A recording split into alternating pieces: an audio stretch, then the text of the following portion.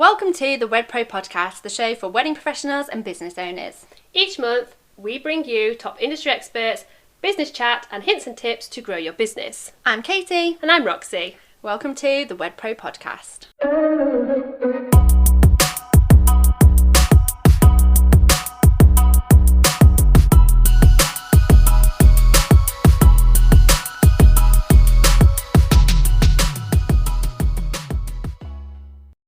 Tell people what's been going on. So basically, I've had a little bit of time off work due to a couple of personal reasons. Not been feeling the best kind of anxiety-wise, but I am back feeling better than ever. And yeah, today we come bearing gifts, don't we, Katie? Yeah, we've got a special guest, but I think it's really important to kind of address, because I know that I was like graze over the subject, but no, it's fine. Let's talk about it. But everybody, quite often people kind of push through and they feel like, I can't take time off, and things can get on top of us, and especially in this industry, we pour so much into our clients and so much into their weddings that we can become a little bit exhausted. And I think it's good for you to be able to say, look, I just need a pause. Yeah, I think I'd stretched the elastic band a little bit too far, doing all the things all of the time, as we all try and do, don't we? So I just need to pull it back a little bit. I did, and just take some me time, a little bit of self-care, read a few books, which is nice. No, and I think it's really important for anybody kind of listening, thinking, burning the candles at both ends, or work life can just be so busy. Like, we've just come off the back of half term as well, like the juggle of struggling the children and running a business, and it's really important to recognize when you're not feeling right, or things are just becoming a little bit too much, and having things inside of your business. And this is why we're so excited to introduce our guest in a minute, to have things inside your business so that you can pause and take some time away from work and be able to come back knowing that things have ticked over. Yeah, that's right. And it also helps that I have a really amazing business partner. So thank you so much for all that you've done over the last couple of weeks. You have lots of wisdom, and when I've not been feeling great, you've been able to support me. So thank you. There's no need to no need to thank, but yeah, I do. Right, let's introduce our guest. We are really excited to introduce a website and online system designer, Toya from the Business Bean, over to our podcast today. She works in systems and website design, but also she is a bride-to-be with wedding industry experience background too. So you are ticking a lot of boxes, Toya. Hi, thanks ever so much for having me. It's a pleasure to be here today. Thank you. So tell us a little bit about you and how you got into doing what you're doing.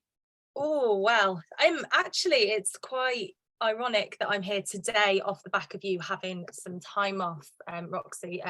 The whole point of my business was to help people to be able to successfully run their businesses without burning out.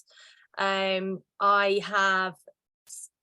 experienced burnout one too many times myself. And I kind of started this business in the pandemic. It was my pivot. I was a baker who used to bake wedding cakes, and I lost the business overnight. And so my sort of thing was, right, what other skills do I have? What other things have I picked up over the years? And I've always been a bit of a geek, so I thought, right, well, websites and tech, why not just give that a go and help people to get online with their businesses. So that's kind of where it started, but it went full time. Oh, sorry. No, go on. I was going to say, no, that's really great. I just wanted to kind of touch on something you said there, so you kind of really breezed over the subject, and girls, I'm here to kind of ask the questions today. I'm going to dive in. But you said you lost your business overnight. How was that for you? It was horrendous. So it was, I used to supply a lot of local cafes and shops with vegan bakes and goods and stuff like that. And obviously when everything locked down, at the time I was living with somebody that really badly suffered with OCD. And so we went into complete lock-in mode. And so it kind of was a decision where I lost the majority of my business. Getting baking supplies was quite difficult. And the alternative of doing door-to-door deliveries just wasn't available for me. And so I kind of, as a result of being locked into my one bedroom flat for a couple of months, resulted in this, really. Yeah. And it's so good. And actually, come on, we're quite a few years on now, aren't we? And I was even talking to it today with somebody that I've not managed to see for a couple of years because of what's been going on, just haven't had to catch up. And I was like, isn't it crazy? And we kind of breeze through those years of our life like, oh yeah, well, you know, I lost my business. But actually, like, gosh, it was hard. And I think a lot of people, whether it be panic or whether it be anxiety or whether it be just pure worry about what the future was going to hold or how we're going to pay the bills, we do need to kind of allow ourselves as people to heal from that, like, and to actually like process, you know, what we've been through. And I definitely do think as an industry we are still healing, because even coming out of the pandemic, you know, we've had such a busy year. When I know you don't do weddings anymore, but you are a bride-to-be. We've had such a busy period of weddings that actually we've gone from almost nothing to then being super busy. Have we really given ourselves time to process like the last few years? That is very, very true. And I think, you know, as a nation as a whole, we have that kind of thing of, you know, that stiffer upper lip, shut up and put up and get on, when actually, exactly like you was just saying, and what I've, you know, experienced over the last couple of weeks, is that you need to kind of give yourself time to feel what you're feeling, to process it, and then to heal. But I know that those of you guys listening as well can probably relate to, you know, just kind of burying those feelings and kind of carrying on. Yeah, it's been crazy. And then like a lot of businesses did, I mean, we pivoted some of our business in lockdown as well, which opened up some really amazing doors for us. It's so great, Toya, that you've been able to do something that you now love. And what we wanted to talk today about and to kind of pick your brains about is how, you know, as wedding business owners, what systems and what things we can put in place as wedding business owners to stop that burnout, because it is something actually that I think the wedding industry like wear with pride. Like, you know, we kind of put our head down, we work all the hours, we emotionally invest a lot into our clients, because, you know, it's such an important day for our clients, like their wedding, they've been building up to it for maybe 2 years. They're so emotionally invested that as wedding professionals, like, a lot of their anxieties are past, like, we carry them on our shoulders. And even when we were on the bridal shop, actually, we would experience this. So what can we suggest, Toya, in terms of helping people run their businesses better? So for me, it's automations and systems. If you find yourself doing the same job, typing this email, for example, over and over again on a regular basis, automate it. If you've got set packages that you give to people, if you know your prices, automate it. Set it up on a system so that you don't have to type it out time and time again with all of your couple's details over and over, and you find yourself typing their name every other day. Automate it. And I think a lot of people, and I hear this a lot, that people are worried that by implementing systems and automations that they lose that personal touch. But if you have the right things in place, that doesn't have to happen. There's definitely like systems out there that allow you to create a really personal experience very cleverly that isn't you typing the same thing again and again and again. And that's really important, and something that we kind of say to people, gosh, you must write things out, like the same sort of frequently asked questions, or the same sort of you know, the same initial response to an inquiry time and time again. And exactly, like, I think everybody gets to a point in their business where at the beginning we all do everything, right? Like, it's not too much to just reply to the inquiries as they come in. Maybe you're not getting so many, and then everybody gets to a level where we start to think, oh, is there an easier way here? Or can I'm not implementing the same level of care into each one of these responses that I would want to be able to, because I'm a little bit more burnt out, or I've now got weddings for the entire summer and I want to be able to also deal with my inquiries. I always kind of remember like just taking it way back to like how me and Roxy used to run things in the bridal shop. Obviously we had a storefront, so customers would come in and order. Initially when they ordered, we would do everything from memory. Like they would come in, they would order a dress, they would order some bridesmaid dresses, and we would do everything literally from their receipt and from memory. That was giving me so much anxiety that I would screw up their order. I remember the exact moment when we looked at each other and went, I think we need a bridesmaid form. Yeah, we need a process for this, because, and then gosh, when we, like 3 years later, very busy bridal store with lots of different changing rooms, bridesmaid appointments running at the same time as the groom's appointments running at the same time as bridal. How many folders and forms and systems do we end up with? Yeah, I know, right? And for me, I'm not naturally a systematic person. Let me just say that. I don't know if that's a creative thing or whatever it might be, but in the beginning, I found it quite difficult to stick to those systems, remember what to do.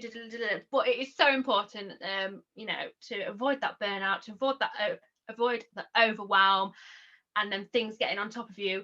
It might be at the beginning of your business, you love replying to all the emails and having all that contact and things like that, but you can't do that forever. There is a ceiling. So Toya, for those of people listening that have got no idea where to start with systems and automations and things like that, where do we begin? I actually think that a good idea is to speak to somebody that has an idea. And I'm not saying that as like a sales pitchy kind of thing at all, because that gives me total ick. But you are a specialist at what you do. And so, there's people like me that absolutely understand systems, and they can come into your business and look at it and say, okay, what are you doing? What do you want to achieve? Let's have a look at how we could possibly implement different things to help you make your life easier. And just having that outsider perspective, because there's that whole saying of you can't see the wood through the trees. And when you're in it, and when you've created these systems, and it's as you said, you do everything from the start over and over again, and you do it, and as time goes on you learn the best way to do it. But you get to a certain point where you can't do that anymore if you want to grow your business. You have to change things, because you've only got maximum capacity. And so there's other things out there that can help you to grow and to scale. But definitely having an outsider coming in, having a look at what you're doing is a really great place to start, I think. Yeah, fab. I think you I know you said no sales pitch, but just talking to you, I'm sitting here thinking, God, we need to. Because exactly the same.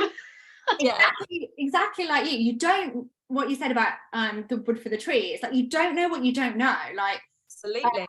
So even the example of a form like in the bridal shop for us, that was a system, but actually a better system might have been if it had ordered it straight from the till. Like that would have been perfect. That would have then saved out another hundreds and hundreds and hundreds of hours inside of our business a year, actually then ordering those dresses, checking on the delivery of those dresses, etc. So I really love that, actually, by talking to an expert. You only know of certain systems out there that or websites or apps or things that might be able to speed up the process for you a little bit. But when talking to somebody like you and saying, okay, this is what I'm doing in my business, this is every single process that I'm doing, having that expert to just say, oh, okay, did you know that this exists that we could put in? I think mostly for people, and I know that this happens with us when we talk to our clients, it's kind of that, and I bet as a bride-to-be you're doing a lot of this as well, like that initial contact and research and those first kind of set of emails, because a lot of our businesses are now online. Like, yes, we're wedding businesses, but actually a lot of the contact is coming from online, either Instagram, or people are checking us out online, or maybe they've seen us at a wedding fair, but they're then not inquiring for another 6 months. and then they inquire via, you know, some kind of online medium, either DM or website. And I think what would really help is in terms of what can wedding pros put in at this point. The biggest thing at this point, and I've actually done a post about this recently, make sure your website is up to date. I don't want to know your 2019 prices when I'm looking at a 2025 wedding. Now, I'm not expecting you to have your prices for 2025 because I'm aware that's a couple of years away, but not having any pricing or having completely out of date pricing, like, how do I know if you're even in my remit? I'm gonna, like, in not having, like, pricing online for me is a huge thing, because if you don't advertise your pricing, you're wasting everybody's time, and time is precious. So if you're charging thousands and thousands of pounds for your services, and a bride only has like a small budget, or groom partner, a bridal party only has a small budget, by not having that on there, how do they even know if they can even slightly have one thing from you? So website up to date with your current pricing, your current packages, and a really, really easy way for people to contact you with an inquiry form. For example, if you're a venue, you don't necessarily need to have your availability dates on there, but having a space where someone can put what their dates are, if they know them, that helps. Then it also helps you as the person managing it, so that you actually know if you can or not from the off before you even get into a conversation. I'm just trying to think of another example. Wedding planners, actually, again, same thing. There's so much of a variety in pricing and services that wedding planners provide. Just having that on the website really, really helps, and having an inquiry form, like, to allow brides or partners or grooms to pick what services they actually want, so you've got an idea before you even have that initial call. I think that main inquiry process is a really important stage as well. I know that's kind of like gone from one to the other, but having your website up to date and having a really easy way for people to contact you, and collect what information you want in one go. Yeah, I know. I think that's really important. And as a bride to be, yeah, what is it that you're kind of looking for on that inquiry form? Because, you know, we don't want to know like your dental records and everything and every idea that you've got for your wedding. You know, at what point are you switching off and thinking, I can't be bothered with this? Because I think in terms of exactly what you said, like, people don't want to hunt out your prices, they don't want to hunt out your services as well. And you hit your nail on the head there where you said time is precious.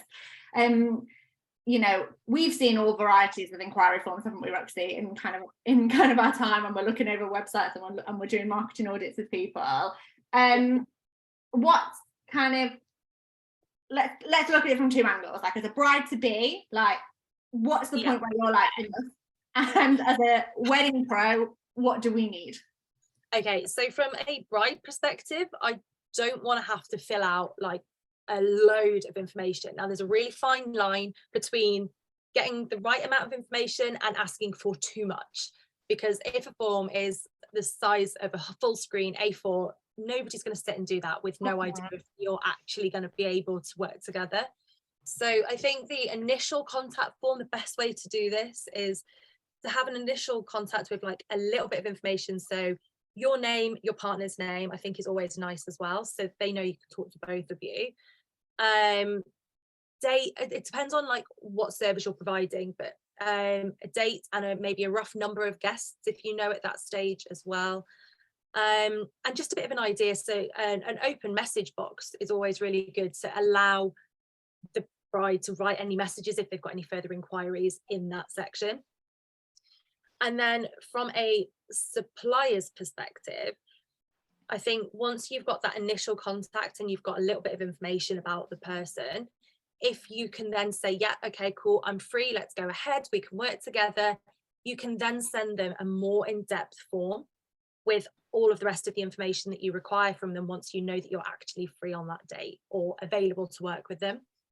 That then doesn't overwhelm the wedding party at that first stage, Yeah. but it also allows you to have all of the information that you need ahead of actually starting the process of working together. Because I think, you know, and as a bride to be, like, you must be, you know, you're scouting out a few venues, you're scouting out a few, so it's not even just, you know, the 10 or 15 wedding suppliers that, and I know that you're getting married abroad as well, so it's a whole different kettle of fish for you. Yeah.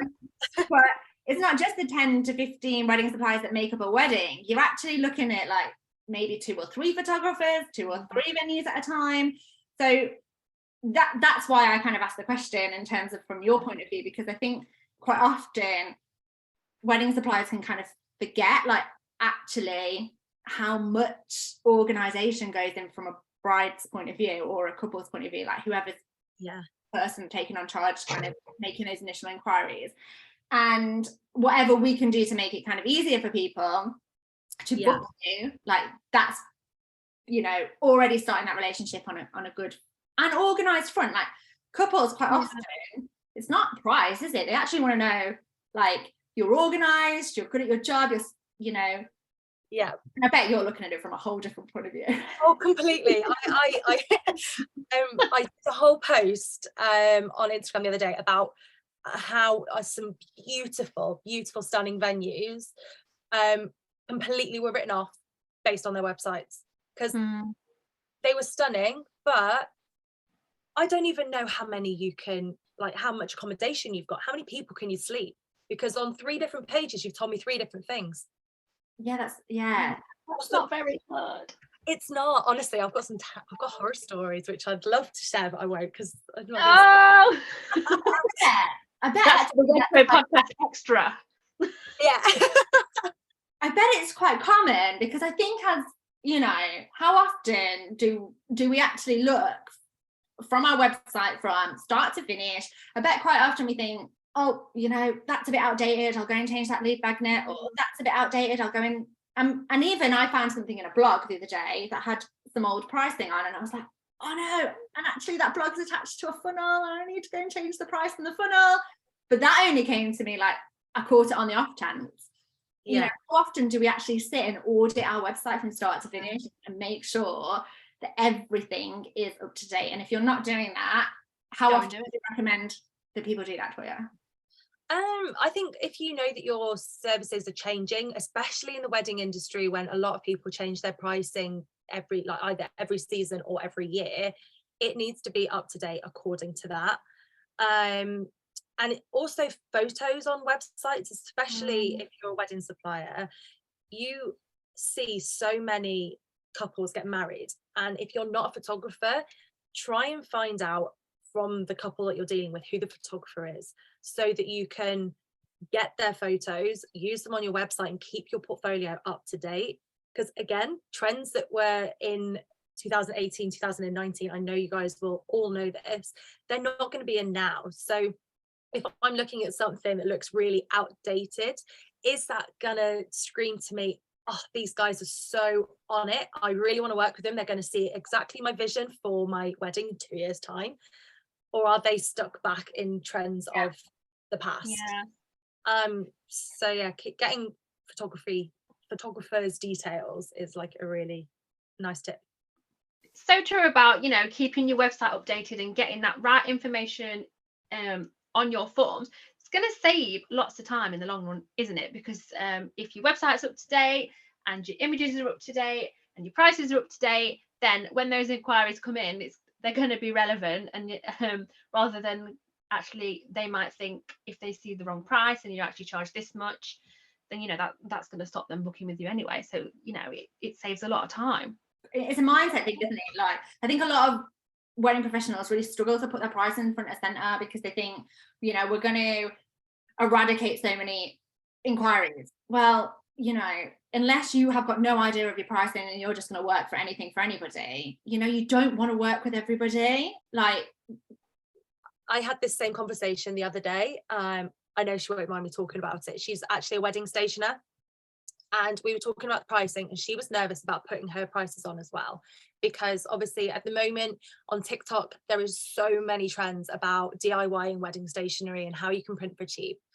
And but I said to her that if you put your prices on your website, people aren't looking for a custom bespoke wedding stationer without knowing that there's going to come with a price tag. Mhm. If they want cheap, they'll go and do it themselves. They will do it DIY. Yeah. But if people are looking for that service, they're going to be willing to pay. Now, obviously their price point might be different and that will massively vary, but that will then just sway what they actually have off you. But they're not coming to you not expecting to pay. No, that's really good to keep in mind. And then also, like, picking up on what Roxy said in terms of like time, like we want to save you time, and you know, it is a one-way ticket to burnout street if you are investing and it feels rubbish. Like, you know, when people turn around and say no, like it doesn't always feel great unless you knew that that client wasn't right for you anyway. But it can, you kind of go down that route and then find out that you can't work with that client. You would rather have like something in place to pre-qualify them anyway. Exactly. And if you're constantly being told, oh, sorry, I can't afford you, you're too expensive, what's that going to do to your mindset as well? Because it's not you. There's someone out there that can afford you and wants to pay you that money and respects the service that you're giving them. Absolutely. So I know that quite often it's not just contact in terms of initial inquiry. There's actually a ton of contact in between initial inquiry right the way up to the wedding day and beyond. And as a bride-to-be, and also having worked in the wedding industry already, you absolutely know how much contact is coming from a wedding professional's point of view. Now, there are things in place, isn't there, that people can do. So they kind of put it into their system and it kind of churns it out on automatic. And I know that this is a big part of what you do now in your business. So I'm going to give you the floor, Toya, in terms of educating our audience in terms of not actually having to kind of consistently do that contact each and every time. Yeah, well, thank you. Here's the floor. So there is something out there called a client relationship management system. You might see it abbreviated to a CRM. If you go and check me out afterwards, I use a system called Dubsado. So if you see that word anywhere, it's what I'm talking about. And what Dubsado does is it has a little area where every couple has their own little folder. So imagine a filing system on your computer. It's like that, but it's in one place. Within this system, you have all contracts. You can have sub-agreements. So if people add things in a later date, you can get them to sign to agree that they've done it. All of the invoicing gets done through there. All of the questionnaires get done through there. All of the forms, if you've got if you do proposals and things like that, that's all done in there too. And if you have a set standard operating procedure for each of your packages. So for example, if you are I'm going to use wedding stationer again as an example because it's what I've just been doing, so it's fresh in my mind. That process, if you were booking a full package where you have your save the dates, you have your invitations, you have your on the day stuff, and you have your thank yous, you can set up to-do lists in there that's ping off at certain points based on dates that you set up in your system.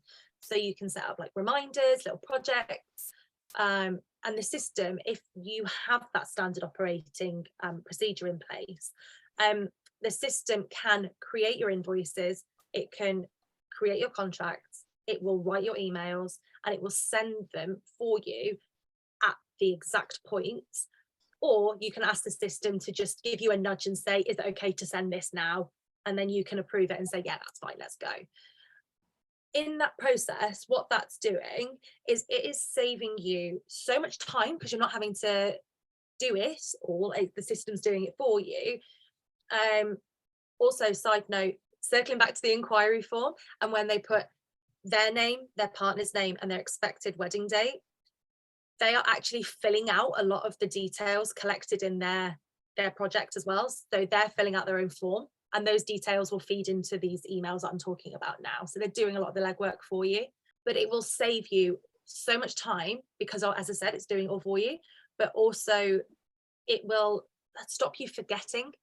Yeah, I was just about to say, that invoice, have I done this? Yeah, the headspace. And then also, circling back to what we said before, in terms of it's not going to matter if it's a bad day, if it's you remember, it's stopping that like remembering at 2 a.m. thing that we've all done, like, like have I sent that, have I not sent that, and checking it. It's all pre-set up, isn't it? So that it just kind of, it goes through like almost like a workflow, right? Yeah, absolutely. And it's called exactly that. It's called workflow. And the other thing that I really love about it is invoices. And if, for example, someone does pay late or they are not paying the invoice that is due, when that happens, in that moment, writing that email makes you feel really awkward, makes you feel a bit icky, because let's be honest, no one likes writing emails chasing people for money. But if you do it at a time when you're emotionally detached from the situation, when it's not happening right now and you're not actually having to ask someone for it, when it comes around to having to send that email or your system sending it for you, you can do it with no emotion attached, and it comes from a much better place than worrying that you can't pay your next bill because someone hasn't paid you for their whatever. Yeah, and actually what's probably really great about that as well is we tend to overthink these things, don't we? So then we're thinking about the client and imagining what the client's going to respond, and are they going to pay, or this is what's going on in the client's life right now. Whereas if you set it up and you've got no client in mind, you're not writing it in that moment, as you say, it's not emotionally charged, but then also as well, you're not attaching all that worry and guilt attached to that,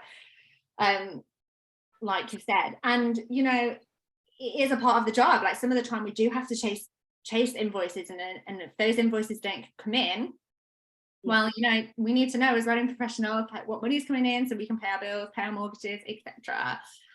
I think it helps you to set really clear boundaries as well, and that's where the contract comes into play, is making sure that you've got a contract where you've signed, where you have explicitly outlined if you've got late fees, when their dates are, all of those things. And in this system as well, you can also have other ways to, like a welcome pack, for example. If someone signs up, wedding planner, if someone signs up to work with you, how do they contact you? What hours do they contact you? When are you available? All of that stuff. Have it in a welcome pack so that the couple that you're dealing with know exactly when you work. So they're not expecting a response, or you can put response times in as well. So you will respond within 24 to 48 hours. Perfect. That's so cool. Yeah. And it's just how handy. Sorry. How handy would have those kinds of emails, I was just talking about chasing payments, Kate, how handy would they have been, for the payment plan brides in the bridal shop? Because we used to manually, we would do all of that contact ourselves. One time we were even chasing someone for like 9 months. That's and I know there'll be people listening knowing that nodding along, think of something or somebody that's kind of happened in their business. But I suppose what the message of this kind of podcast really is that and actually I think I can really remember my headspace being at this point, and I've spoken about this in the past on the podcast, that even from running my business from an early start point, I always had mentors, or I kind of wanted to know everything, so I'd kind of surround myself with the people who'd been there, done things before. Not necessarily in the wedding industry, because there weren't a lot of like wedding mentors around when I had my business, but other businesses. And I do remember them like saying like, oh, do it like this and do it like that, and I almost wore it like well, no, I do it this way because this is the way I know it. And even from our accounting, gosh, like when I look back and think, God, I used to do this all on paper, and I just don't even know like where to begin. But then when a different way, or you find a different way, it's just such a weight off the shoulders. And I would encourage you, if you're listening and you don't have systems in place, we know that systems can sound scary some of the time, and also I think sometimes people are almost wary that they take time to set up in the beginning. They do. They do, and there's no denying that setting up a system that really works does take time. However, if you take away from that and look at how much time you're going to be saving and how much more time you will have either being able to serve more clients or just getting a good work-life balance and actually being able to sit down for dinner with your partner at night or actually being able to go to the school play without feeling guilty, or any of that stuff, go on holiday, go away for the weekend and not need to take your laptop, that is what the result can be of having the right systems in place. And surely that's the life that everybody wants, and the reason why we've all gone self-employed and worked for ourselves in the first place. Exactly right? that. Absolutely. And then, you know, kind of looking at it from another point of view, like we went from a business from the ground up, not knowing what we didn't know, implementing systems pretty much on pen and paper. We're going back like 10 years now, 10, 11 years. Way back when. Way back when. There's so much more stuff available now than there was. And there's things coming out all the time. But we've used Dubsado in this business, haven't we? Quite early on. And I often joke to Roxy and say, look at us being business. Check us out using a system. Using a system for this or using a system for that. Because exactly that, like, you kind of go through thinking you need to do all of the things, or this is the only way I know how to do this, and that's what I'm going to do. And you find solutions to things in your business, like we all do it. But part of having you on today is to be able to educate people and to say, well, this is one CRM that's out there, or this is one thing that can help. And in order for you to grow your business, or maybe it's not even about growing your business, it's about being able to kind of have some time off. And just to bring it back around to what we initially said, like Roxy's had some time off recently. I'm going to be taking some time off in April. So we just kind of, that came about in a coaching call, actually, didn't it, Roxy? It did, didn't it? Yeah, you were like, I don't think I could do that. And the coach went, no, schedule it out. You are having some time off. Yeah. And these things that enable you to be able to do that, like we don't know what's around the corner, like for any of us, we're all self-employed, and having things like this in our business is almost like a bit of an insurance. Like, you know that if these things are in place, you are busy in weddings, or you're busy, or you're having some time off, you're on holiday, or a family member gets married and you can't work that weekend or that week, or whatever it is, school plays, maybe you become unwell, like God hope it doesn't happen, your business can still tick over to an acceptable level. Like your clients are still getting the service that they expect and pay for. That's exactly it. And you've just hit the nail on the head as well, is people aren't investing small amounts of money in our businesses. And if you know, you make that investment, you say yes, this is past the inquiry bit, and then you're just left with nothing and wondering what next, that's rubbish. Yeah, absolutely. It's just rubbish. I want to know what's going on. Talk to me, tell me. And you don't have to be the person to tell me that. Your system can tell me. Yeah, you would know. Like, your couple doesn't know that that's not one-on-one contact, do they? But absolutely not. I'm really glad that you picked up on that, Toya, because actually that's so important. Like you do all of this grafting for the sale, and then couples can kind of feel like, oh, okay, like I've signed, and then there's nothing. Yeah. I felt like that when I got married with quite a lot of my suppliers, actually, that I used. It was kind of paid my fees and then nothing until right near the wedding. And it kind of, as a bride, gives you that kind of like you've got the onus is on you to chase the supplier, and you know, and I bet suppliers are listening now thinking, well, you know, I'm really busy, like I haven't got the time. This is why you need a system. Exactly. This is why you need it. Your system should be your hardest working employee.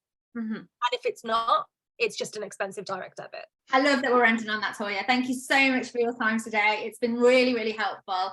If people want to get hold of Toya, we're going to put all of the details in the show notes. And you mentioned that blog. I think that'd be really great for you to go and check out.